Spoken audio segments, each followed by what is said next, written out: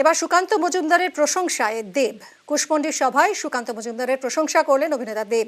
তৃণমূল প্রার্থী বিপ্লব মিত্রর হয়ে প্রচারে গেছিলেন দেব এবং সেই সভা থেকেই সুকান্ত মজুমদারের প্রশংসা তার গলায়।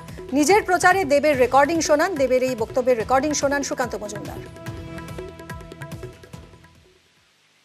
আমার অনেকগুলো বন্ধু বান্ধব আছে যারা বিজেপিতেও আছে, তাদের মধ্যে একটা অন্যতম নাম হচ্ছে সুকান্ত দা। আমার অত্যন্ত প্রিয় মানুষ। সুকান্ত দাকে শুভেচ্ছা।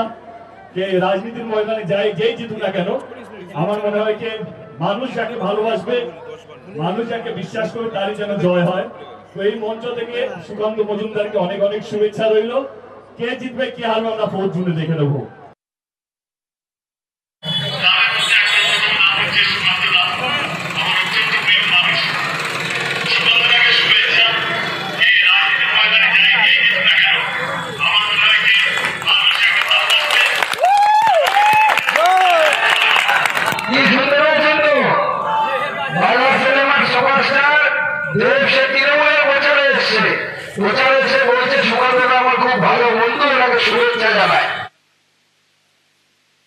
এটাই হচ্ছে সুকান্ত মজুমদার।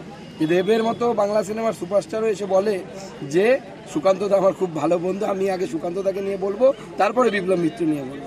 তো এটাই হচ্ছে সুকান্ত মজুমদারের প্রাণ। সৌজন্যই তৃণমূলের সংস্কৃতি, এরকমই দাবি করেছেন বিপ্লব মিত্র। এটাই তো জেস্চার, এটাই তৃণমূলের লোকেরা এই জেস্চারই দেখায়। অপরপক্ষ যেই রকমই অসভ্যতা করুক, অভদ্রতা করুক, এই শিক্ষাই আমরা পেয়েছি এই দল থেকে। উনি দেখুন কিভাবে ভদ্রতা মেনটেন করে, সৌজন্য মেনটেন করে, কিভাবে বিরোধী প্রার্থী তাকেও কিন্তু প্রশংসা করে চলে। এদিকে রাতেই দেবকে নিয়ে এক্স স্যান্ডেলে পোস্ট করেন বিজেপি নেতা অমিত মালভিয়া। সেই পোস্ট আপনাদের দেখাচ্ছি।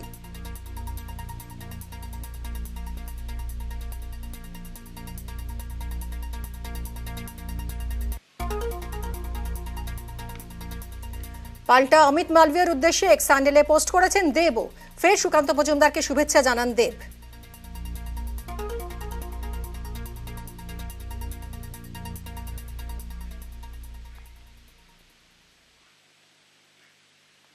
দেবের প্রশংসায় কটাক্ষ সুকান্তর। দেবের কাছে প্রিয় হলে সকলের কাছে প্রিয় হব, যাকে সবাই ভালোবাসে সেই জিতবে। দেব বিপ্লব মিত্র আমার প্রচার করলে ক্ষতি কি? মন্তব্য বালুরঘাটের বিজেপি প্রার্থী সুকান্ত মজুমদারের। দেব বলেছে আমার অত্যন্ত প্রিয় মানুষ সুকান্ত মজুমদার। তো তার যদি প্রিয় হই আমি, তাহলে অনেক মানুষের কাছে নিশ্চয়ই প্রিয়। তো স্বাভাবিকভাবে যাকে সবাই ভালোবাসে তাকেই সেই জিতবে। আজকেও রোড শো করলে আশা করি আমারই প্রচার হবে। বিপ্লব মিত্র সঙ্গে থাকবেন কিনা সেটা আলাদা বিষয়। বিপ্লব মিত্র আর দেব দুজনে মিলে যদি আমার প্রচার করে ক্ষতি নেই তো কোনো।